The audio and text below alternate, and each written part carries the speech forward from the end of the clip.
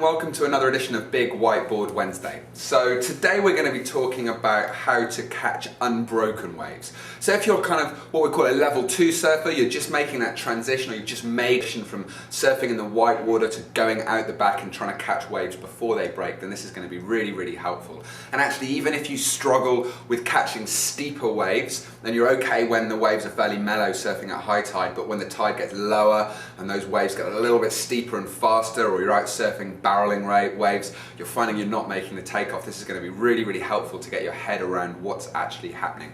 So when you're catching a whitewater wave on the inside, what's going on is you've got all of this water, like white water, just coming in towards the beach. You've got nice unbroken smooth water in front of it, and you're lying on your surfboard like that, okay, and the wave pretty much just hits you and pushes you in towards the beach like that. When you're catching an unbroken wave, it's actually a completely different process because no water is moving forward. The water, as that unbroken wave comes in, is just going up and down again. So it's really just going like that, okay? So it's not water pushing you forward. So you've got to ask yourself, well, what is it that's pushing me forward? And of course the answer is gravity. So when you're catching an unbroken wave, you're trying to go downhill rather than be pushed forward. And that means you have to approach it in a different way. And there's two big things you need to do differently. One is where you're lying on your board, and the other is how fast you're paddling. So when you're paddling into an unbroken wave, what we need to do is actually be a little bit further forwards on the board, which is kind of counterintuitive. It's another one of those wonderful things in surfing where your instincts and your intuition tell you to do the wrong thing, and you have to kind of reason it through to figure out what to do. I love that about surfing. I need to have the nose of the board lower than the tail at the moment that I'm paddling into the wave. This gap between the nose of the board and the water needs to be as small as possible. Now, what will happen a lot is that you may nosedive going into waves. Most nosedives happen because you're not paddling fast enough or because you haven't stood up correctly.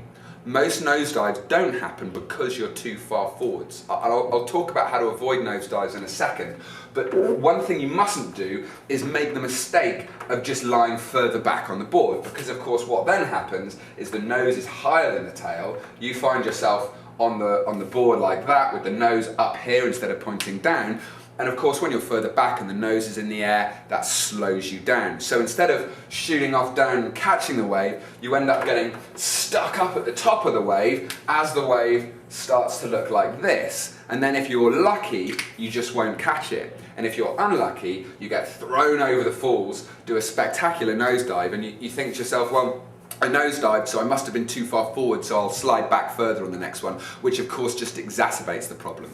If, on the other hand, you get really nice and far forwards on the board, and you combine that with paddling nice and quickly, so that the board is pointing down the front of the wave and this gap is really, really small, then what happens is you get off down the wave like this, and by the time the wave starts to look like this, and it's breaking behind you, you're already down here happily surfing along like that, hair blowing in the wind and everyone thinking you look fantastic. So we want to get down the wave, we want the nose to be lower than the tail. That's absolutely vital, okay? So that brings us on to our second thing, paddling speed, okay? So we were a little bit further forwards on the board, maybe an inch or two further forwards, but now we need to think about paddling speed. And the two things are actually really connected. If you can bear with me for a moment with a slightly obscure analogy, I want you to imagine that you've got a speedboat cruising along through the water, and then you've got a helicopter just airdropping some baby elephants onto the nose of the speedboat. Now this is a big powerful speedboat, and if the guy keeps the engine going really nice and fast, it's going to keep the nose of the boat up, and maybe 2 or 3 little baby elephants can sit on the front of that boat, but as soon as he cuts the engine, the nose just goes straight down underwater. So if we're paddling nice and fast, we can get away with having more weight on the front of the board without nosediving. So when we're teaching you guys to surf in the whitewater, we always say as a golden rule, 5 paddles before the wave gets to you, so you're already moving at full speed. It takes most people 5 paddles to get up to full speed. More than that and you're kind of just paddling towards the beach then. And you know, most people very quickly figure out that actually in the whitewater, a lot of the time you can get away with not doing those 5 paddles because all of this water just hits you and pushes you along. But when you're out the back, you can't get away with not doing those 5 paddles. You really do need to be moving at full speed by the time the wave starts to lift up the back of the board. You don't want to be just accelerating then.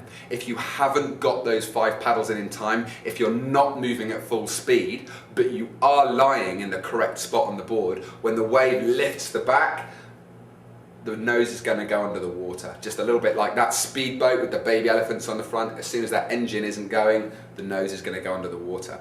So get your 5 paddles in really nice and early so that you're really, really far forwards on the board. And then here's the clever bit. Just at the moment that you catch the wave that you want the board to drop down it, you're going to do your 3 extra power paddles to get you down the wave. So when you think you've got it, as a rule of thumb, we haven't, you're going to do those 3 extra paddles paddling downhill slightly.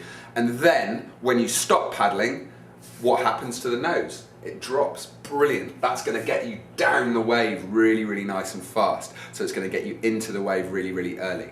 So we're paddling down, we're getting forward, we're keeping the nose of the board really low to the water, like a Lamborghini going along the tarmac with that front bumper just an inch or 2 from the road. That's what we want to be doing to get into these unbroken waves. The trouble is, and again our instincts all let us down here, the trouble is that as you're pointing downhill, as you're pointing down the front of the wave here, you have that really strong feeling that you're falling forwards. And what we all want to do as human beings, whenever we feel like we're falling forward, is put our hands out in front of us. If you go up behind someone and push them over, that's the first thing they do there, put their hands out in front of us. But, we go over this in that stance podcast, but as you're falling forwards, if you put your hands in front of you on a surfboard, if you have your hands up here by your ears or even by your shoulders, it's impossible to stand up. So what you have to do instead is get your hands right back here by your ribs. We always call them your chicken wing elbows. So your thumbs by your bottom rib, your shoulder blades are pressed together. Because when you have your hands back there, back down your body, much, much, much easier to bring your feet underneath you. And it's the process of bringing your feet underneath you that allows you to then lean back, assuming you've got your stance correct, and stop the nose of the board going into the water. If you're thinking, well, hold on a minute, I'm not that confident actually standing up. I'm not sure if I fancy doing it when I'm dropping down a vertical wall of water. Don't worry, because if you get your hands back, even just lifting yourself up to your knees will stop the board nosediving, because you won't help but sit back on your knees a little bit. But the one thing that you mustn't do as you come careering down the front of the wave, like here's the front of our wave just there, the one thing that we don't want to do as we come down on our board is put our hands out in front of us in the old Superman position like that. Usually it's accompanied by an open mouth and a very surprised expression, okay? Because as soon as your hands go in front of you in that Superman position, you can't stand up. And it's the process of standing up that stops you nosediving. You can't come to your knees, which would stop you nosediving too. In fact, you can't even just slide back on the board, which on smaller waves will stop you nosediving. So make sure that you're getting in those 3 extra paddles down the wave. Make sure the nose is pointing down as much as possible so that you're getting into the wave really nice and early. Make sure that as soon as you've done those 3 extra paddles, your hands are coming back and you're starting to come up to your feet. We don't want to be lying down, going down the front of the wave with our hands out in front of us. That's always guaranteed to make that nose go into the water. Okay, thanks for joining me. I hope that was helpful, and I'll see you guys next time. Cheerio.